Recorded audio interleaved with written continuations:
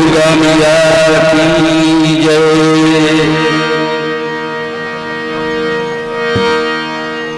महाराज जी मंचासीन हो गए हैं। आप सभी श्रद्धालु हमको अधिक से अधिक संख्या में आकर इस हनुमान कथा ज्ञान यज्ञ में सम्मिलित होकर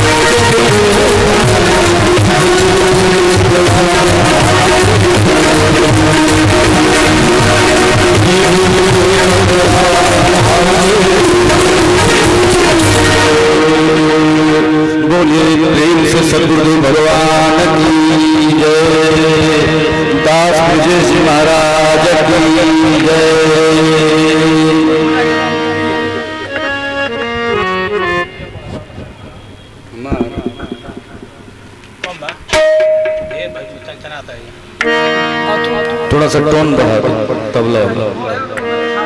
हेलो हेलो हेलो हेलो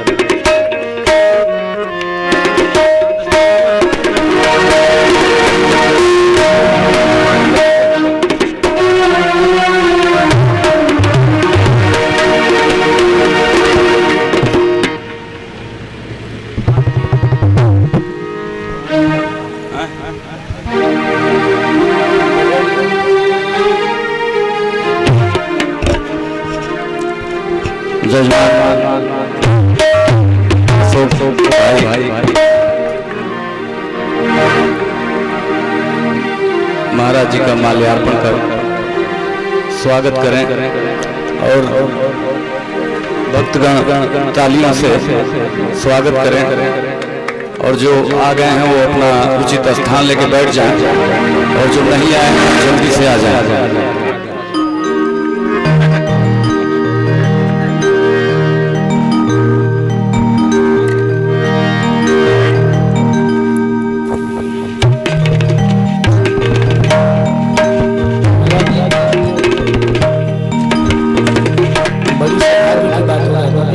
कथा को श्रवण कर पाता है।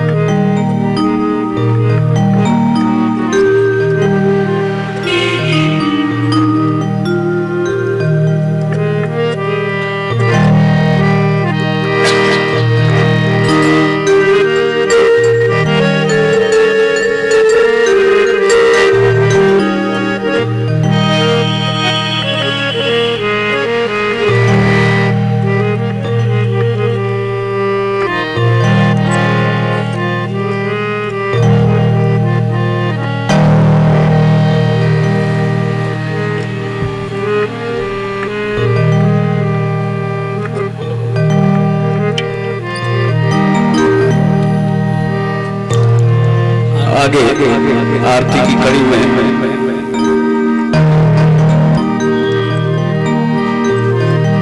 आप सभी लोग तालियों के साथ और हनुमान जी की आरती जिनको याद है वो गाते रहेंगे।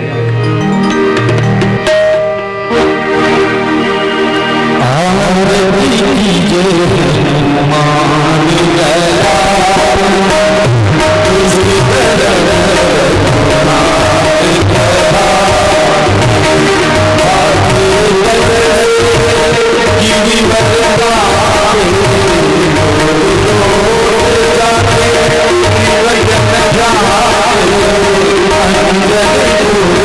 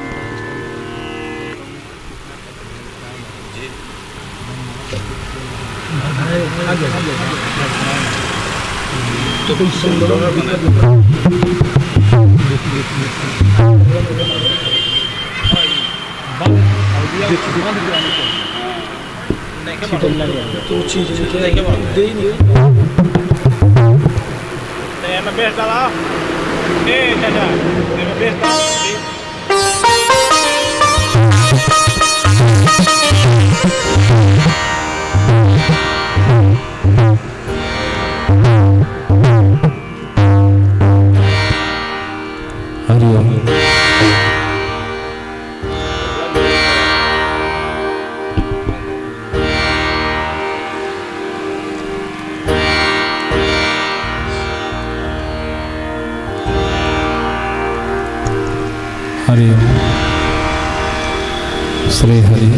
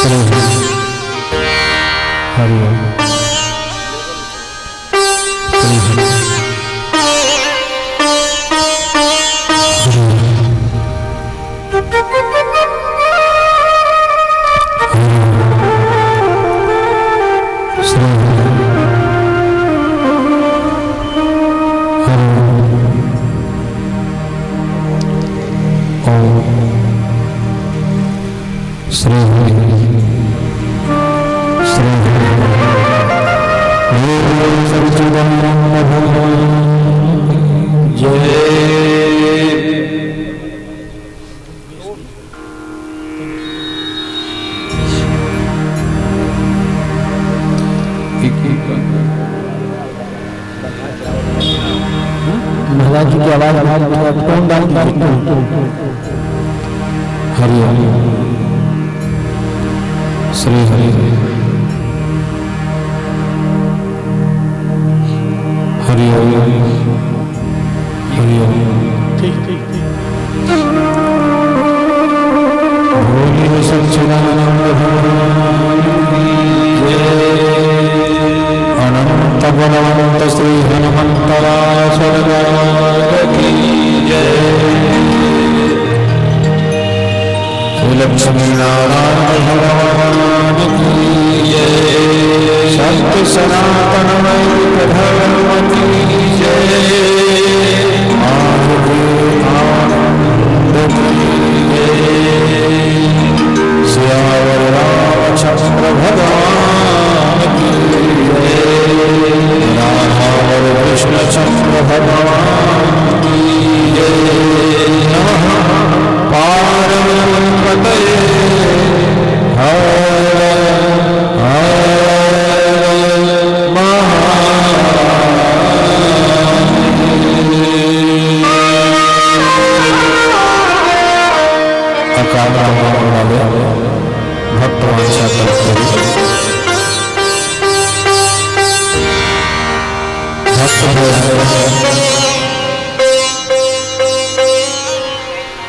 सतकोटि ब्रह्मांड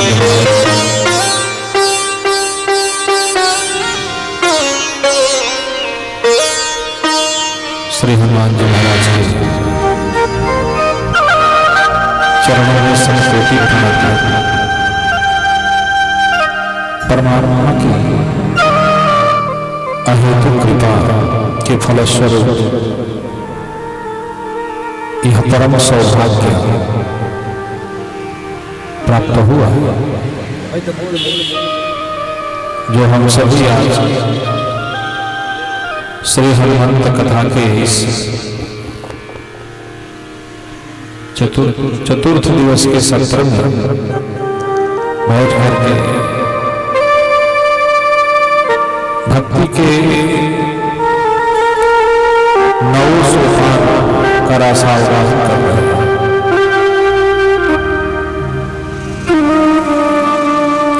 सबसे पहले तो जीव का परम सौभाग्य ये है कि यहाँ का आयोजन जो है इस बार 5वें वर्ष हो रहा है और इस आयोजन का फल 4 वर्ष के आयोजन का फल ये है कि 4 वर्ष के आयोजन में हनुमान जी ने इस बार फिल्टर लगा दिया। छननी क्या लगा दिया? चाय बनती है ना, और चाय पत्ती कोई नहीं चबाता, उसका सर सभी लोग पीते हैं। तो ऐसे ही हनुमान जी ने फिल्टर लगा दिया कि जो परम भागवत श्रोता होगा वही पंडाल तक पहुंचेगा, वरना ऐसा कोई ना कोई वातावरण क्रिएट करेंगे, परिस्थितियां उपलब्ध करेंगे कि जीव कथा पंडाल तक पहुंच ही नहीं पाएगा। तो जो भी श्रोता है परम भागवत है। और एक कारण और भी है कि हनुमान जी महाराज दरवाजे पर खड़ा होकर पहले चेक करते हैं कि किसको अंदर जाने देना है और किसको अंदर नहीं जाने देना है। तो इस बार हनुमंत कथा थी तो राम जी ने कहा कि बेटा तुम अंदर जाओ और तुमने हमारी बहुत सेवा किया है, इस बार हम चारों भाई दरवाजे पर ही खड़े रहेंगे। किसी भी तरह से कामी पुरुष और विषय जीव को इस कथा का रसावगाहन करने के लिए अंदर तो नहीं जाने देंगे। तो इसका फल क्या है? फल ये है कि इस साल जो कथा हो रही है बहुत आह्लाद देने वाली, शांतिपूर्वक कथा कहने में भी आनंद आ रहा है, सुनने में भी आनंद आ रहा है, क्योंकि जो सुनने वाले हैं वो तल्लीन होकर सुन रहे हैं। अच्छा, ये बैंड पार्टी तो है नहीं कि सबको भंगड़ा नचाना है, और ये चाट छोला समोसा भी नहीं कि सबकी कुवत है कि खरीद ले इसको। पकौड़ी छोला समोसा कोई खरीद सकता है, पर सत्संग न सबके बस की पाना है, न सबके बस की पचाना है। पाना और पचाना तो छोड़ दो, सत्संग में जाना भी सबके बस की बात नहीं है। तो मेरे को तो यही लग रहा है कि हनुमान जी की ये महती कृपा है कि जो सत्संगी हैं वहीं तक पहुंचे यहाँ तक, और अपने विषयों की प्यास की कामना लेकर के जो आते हैं लोग वो नहीं आए तो बेहतर है। तो इस तरह का कथा का प्रताप और हनुमान जी की प्रेरणा से वातावरण तैयार हुआ है। एक बात और, अभी हम झारखंड में थे, वहां बहुत कोयले की खदान है, लोहा निकलता है, कोयला, पर खदान में कोयले की क्या निकलता है? कोयला निकलता है। कभी कभी सौभाग्यवश कार्बन की एक विशेष प्रक्रिया के दौरान कोयला ही हीरे में परिवर्तित हो जाता है। किसमें? हाँ, विशेष रासायनिक क्रिया होता वो क्या है? कोयला ही होता है, पर विशेष तरह की रासायनिक कार्बनिक क्रिया गैसों के रिसाव के कारण उसका स्वरूप बदल जाता है, और स्वरूप बदलता है तो कीमत बदल जाती है, और एक टुकड़ा पूरे खदान की कीमत लेके चला जाता है। तो सबसे भगवान को दुनिया में कुछ प्रिय है, वो है भगवान। और सबसे प्रिय कुछ है तो क्या है?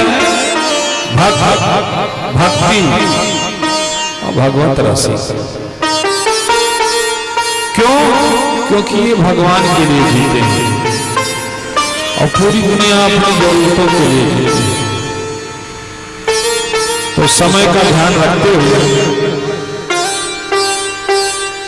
क्या है, बारिश हो जाए अच्छी बात है, पर दुर्भाग्यशाली कायर पुरुषों को उसका लाभ नहीं मिल पाता, क्योंकि वो पात्र रूपी मेढ़ तैयार ही नहीं किए होते। तो बरसात होती भी है तो उनके खेत का पानी उतर के दूसरे खेत में चला जाता है। और ऐसे मूर्ख करते क्या है, जाके दूसरे का मेढ़ काटते हैं तो लौट नहीं चलता। किसी का सौभाग्य और प्रारंभ कोई नहीं छीन सकता, किसी के बस की बात नहीं। इसलिए आए अपने चित्त मन अंतःकरण को प्रज्वलित करते हुए श्री हनुमान जी महाराज के चरणों में अर्पित करें और हनुमान जी महाराज के जीवन चरित्र से प्रेरणा लेकर के अपने जीवन में भी रोशनी फैलाएं। जन्म सत्य है, मृत्यु भी सत्य है, कब आ जाए इसकी भी कोई गारंटी नहीं है, अगले क्षण जीव रहेगा कि नहीं रहेगा इसकी भी कोई गारंटी नहीं है। पर उसकी चिंता देखो, पूरी दुनिया उसी के सर पे है, पूरी दुनिया की व्यवस्थाएं, पूरी दुनिया की जिम्मेवारी उसी के सर पे है। ऐसा लगता है जैसे वही सृष्टि का पालक संहारक है, जबकि एक क्षण या एक श्वास भी उसके हाथ में नहीं है। गोस्वामी तुलसीदास जी कहते हैं कि कभी कभी ब्रह्मा जी के गड़बड़ी के कारण भाई बहुत काफी जांचने तो मास्टर से भी कभी कभी नंबर अंक पत्र पर नोट करने में गड़बड़ी हो जाती है। नंबर तो दिया पर योग करके जब लिखना होता है तो पूर्ण मूल्यांकन नहीं हो पाता, नंबर छूट जाता है। तो ऐसे ही गोस्वामी तुलसीदास जी कहते हैं कि भक्तों की भी यही गति है। क्या? विधि बस सुजन कुसंगत पर,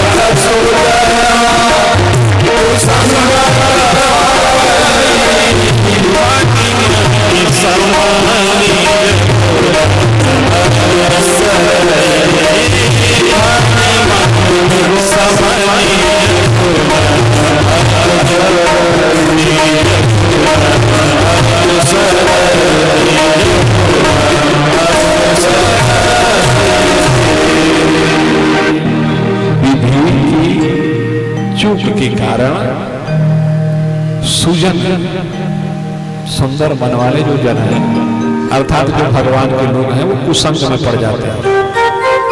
पर कुसंग में पड़ भी जाए तो कुसंग उनका कुछ कर नहीं पाते। पर सोचना कि अगर कुसंग में पड़ गए तो कुसंग उनका कुछ बिगाड़ पाएगा। इसलिए आज मैंने राजेश बाबा को बोला कि हीरे को अपनी कीमत नहीं पता होती और कभी कभी संगति के कहां अवमूल्यन हो जाता है। कोई लड़े में हीरो रहेगा, हम नजर ना पड़े पारखी की तो पलटे या बेचा से उठा के फेंका जाए रखने है हीरा। पर उसकी चमक और उसकी गुणवत्ता को दुनिया कोयले की तरह देखेगी। कैसे देखेगी? क्योंकि जौहरी की उस पर नजरें नहीं पड़ी। पर एक बात है राजेश भैया कि कोयले की खदान में भी हीरा हीरा रहता है, कोयला होता नहीं है, भले कोई देखे चाहे ना देखे। इसलिए आप सेहत पर ध्यान रखें। आपके जीवन पर आपका अधिकार नहीं है। जिस क्षण आप ये मानने लगोगे कि परमात्मा ने ये जीवन हमको खेलने के लिए नहीं दिया है, आपके जीवन पर आपके कुटुंबियों का अधिकार है। जो आपसे उम्मीद लगा के बैठे हैं अपने जिंदगी में रंग भरने के लिए, उनका अधिकार है। उन बच्चों का अधिकार है, उन परिवारीजनों का अधिकार है। और परमात्मा ने इस दुनिया में आप जैसे बहुतेरों को भेजा होगा, जिससे कहीं आपके शब्द और सुर से रोशनी मिलेगी और उनके जीवन के अंधेरे का नाश हो जाएगा। तो अभी तक ये जो चूक हो रही है वो सिर्फ इसलिए हो रही है कि ये सोच रहे हो कि ये जीवन आपको परमात्मा ने केवल आपके लिए नहीं, अपने लिए बनाया है। अपना कौन है? तो उदार चरिता नाम तू वसुधैव कुटुंबकम। उदार चरित्र वालों के लिए संपूर्ण वसुधा, संपूर्ण पृथ्वी ही उनका अपना परिवार है। तो जहां जहां सुर के चाहने वाले हैं, जहां जहां हीरे की परख रखने वाले हैं, आप उनकी थाती हो, उनकी संपत्ति हो। पर दुर्भाग्यवश आपको लगता है कि आप पर आपका अधिकार है, आप आपके नहीं हो। अभी मैं चर्चा सुन रहा था कुछ दिन पहले प्रधानमंत्री जी का। जिन दिनों आपके प्रधानमंत्री गुजरात के मुख्यमंत्री हुआ करते थे, तो प्रदेश पुलिस का सबसे बड़ा अधिकारी जो था, तो राजनेता पब्लिक के बीच में जाकर घुलने मिलने की कोशिश करते हैं। तो उसने इनको रोक दिया, मुख्यमंत्री को कहा सर आप नहीं जा सकते। उस समय तो इनको थोड़ी खीज हुई, इस प्रदेश का मुख्यमंत्री, हमारे अधीन रहने वाला ये प्रशासनिक अधिकारी, हमारे आदेश पर काम करने वाला, और पब्लिक में जाने से हमको रोक रहा है। कहा सर आप गाड़ी से और सुरक्षा घेरे के अंदर ही आप किसी से कुछ एक्सप्रेशन कर सकते हैं, मिल सकते हैं, और शाम को हम पर्सनली आपसे मिलेंगे। रैली खत्म हुई, शाम को मुख्यमंत्री महोदय के पास प्रशासनिक अधिकारी पहुंचा, तो उसने कहा कि सर आप एज ए मुख्यमंत्री हैं और आप पूरे गुजरात प्रदेश की संपत्ति हैं। आप सिर्फ एक पिता के पुत्र, एक पत्नी के पति और एक भाई के भाई नहीं हैं, और एक अधिकारी के सीनियर नहीं हैं। आप किसकी संपत्ति हैं? पूरे गुजरात प्रदेश की संपत्ति है। और गुजरात की जनता ने आपकी सुरक्षा की जिम्मेवारी किसको सौंपी है? मुझ सेवक को सौंपी है। तो अगर कोई त्रुटि हुई तो उसका गुनहगार सेवक होगा। सर अपने कर्तव्यों के प्रति सचेत रहा जाए, अपनी जिम्मेवारियों का निर्वहन किया जाए। कि इससे क्या होगा? जो व्यक्ति अपने कर्तव्यों के प्रति सचेत रहता है, उसका अवमूल्यन नहीं होता, उसके मूल्य का ह्रास नहीं होता, उत्तरोत्तर अभिवृद्धि होती है। उत्तरोत्तर क्या होती है? अभिवृद्धि होती है। अब जो अधिकारी प्रदेश के एक मुख्यमंत्री के नजर में था, उसका कार्य पूरे विश्व पटल पर हो गया और सर्वोच्च प्रशासनिक सेवा के लिए उसको सम्मानित भी किया गया है। जबकि बहुत सारे लोग होते तो उसको शत्रु मानते कि हमको रोक दिया, पब्लिक से मिलने नहीं दिया। नहीं, ऐसा नहीं। आपकी जवाबदेही अपने कर्तव्य के प्रति है, इसलिए निष्ठापूर्वक अपने कर्तव्य का निर्वहन किया जाए। और विश्वास रखो, जो चीज जहां पर होती है वहां पर उसकी कदर नहीं है। खदान में कोयले की कदर नहीं होती, खेत में किसान के अनाज की कीमत नहीं होती। कीमत कहां मिलती है? बाजार में जाकर। बेजार लोग हौसला खो देते हैं, बाजार तक पहुंच नहीं पाते।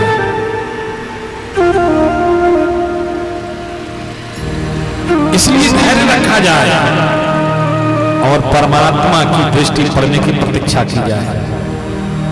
ऐसा नहीं है कि आप पर दृष्टि परमात्मा की नहीं पड़ेगी, परमात्मा की नजर में नहीं हो, पर परमात्मा भी बड़ी जिम्मेवारी और बड़ा नाम लेने से पहले तुमको व्यवहारिक दृष्टि से भी बड़ा करना चाहता है, क्योंकि बड़ी जिम्मेवारी है। इतने ज्यादा लोगों का प्रेम संभालना आसान नहीं होता,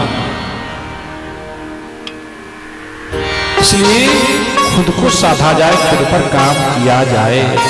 हमारे हनुमान जी महाराज जीवन में जब जब परिस्थितियां आई किसी भी तरह की, खुद को साधा। किसको साधा? खुद को। सबके पास बहाने थे देखो, पर कभी कोई बता दे, कहीं शास्त्रगत प्रमाण हो कि हनुमान जी के पास कभी भी किसी कार्य के लिए कोई बहाना रहा हो। अच्छा, एक चीज और देखिए, जीवन में कभी भी सफल व्यक्ति का फीडबैक उठा के देख लीजिएगा। सफल व्यक्ति के पास जीवन में कभी भी कोई बहाना नहीं रहा होगा। जीवन में किसी भी परिस्थिति को व्यक्ति चुनौती की तरह लिया होगा सफल व्यक्ति, क्योंकि एग्जाम तो तब होता ही नहीं, प्रमोशन ऐसे थोड़े ना मिलते। जब जब जीवन में चुनौतियां आएंगी, जब जब प्रकृति आपको परखेगी, तो आप तोड़ने के लिए नहीं परखती है, परखती है आपका प्रमोशन करने के लिए। पर आप मान लेते हो, परीक्षा से घबराते हो, चुनौतियों से घबराते हो, परिस्थितियों से घबराते हो, और जो परिस्थितियों से हार के घुटना टेक दे भाई, वो आगे कहां से बढ़ेगा? क्योंकि नियति परखने आई है कि तुम इस लायक हो कि नहीं आगे जाने लायक, इस सम्मान के हकदार हो कि नहीं हो। और विश्वास रखिए, nature is the first examiner of your life. व्यक्ति के जीवन की सबसे प्रथम परीक्षण कौन होती है? नियति, नेचर, प्रकृति। किसी अच्छे कार्य को करने जाइएगा, और अच्छा कार्य कभी भी सुगमता से नहीं होता।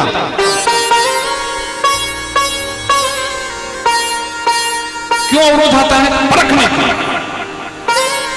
अच्छा, इतनी सस्ती नहीं है, न इतनी सुलभ है कि आसानी से मिल जाए गिफ्ट में।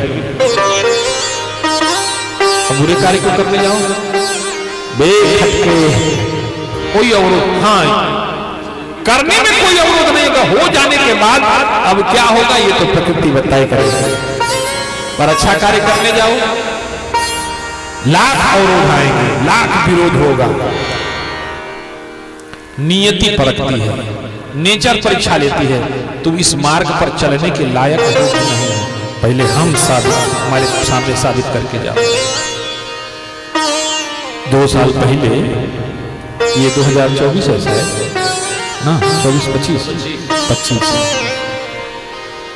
तो मध्य प्रदेश में हमने एक यज्ञ कराया था, लक्ष्मी नारायण महाराज। 23 अप्रैल से था, 23 अप्रैल से 2 या 3 मई तक था। अब आप विचार करो, अप्रैल गर्मी का टाइम है, और जमीन से 30 किलोमीटर का लगभग, कितना, पाटन से 30 किलोमीटर आगे बढ़ने के बाद पहाड़ के टॉप पर सिद्धपट्टा बाबा का स्थान है। वहां यज्ञ निर्धारित किया गया था, स्थान चिन्हित किया गया था। जब मैं वहां पहुंचा तो लोगों ने कहा, सरकार बुद्धि आपकी काम कर रही है। कहा ना, अरे सरकार गर्मी का टाइम है, पहाड़ पर कौन टिकेगा? फरवरी तक तो यहाँ के रहने वाले जो लोग हैं वो पशुओं को लेके नीचे उतर जाते हैं, क्योंकि यहाँ प्यास से मर जाते हैं लोग, वृक्षों पर पत्ते नहीं होते। हमने बोला जिसने हमको भेजा है अपना काम कराने के लिए, उसकी चिंता वो करेगा। जिसने हमको भेजा है वो व्यवस्था भी भेजेगा। लोगों ने सोचा कि हो सकता है महाराज मगज के मारे पार्टी होते भी हैं। फिर कहाँ की इच्छा बताओ आप, अगर जगह करेंगे यहाँ हजारों लोग आएंगे, रहेंगे कहाँ? क्योंकि गर्मी के दिनों में तो वृक्षों पर पत्ते तक नहीं होते माई बाप। तो हमने कहा जो इस पहाड़ के ऊपर वृक्ष उगा सकता है वो गर्मी में वृक्षों को हरा भी कर सकता है। ये उसका इसकी चिंता हम क्यों करें? फिर कहा अच्छा चलो ये भी बांध लेते हैं, पर ये बताओ उतने लोग आ जाएंगे तो पानी कहां से, क्योंकि पहाड़ पर पानी नहीं है। और उसके साक्षी है राजेश जी। हमने कहा अरे उसकी इच्छा हो जाए तो पूरा जंगल कपड़ा पहन के हरा हो जाएगा।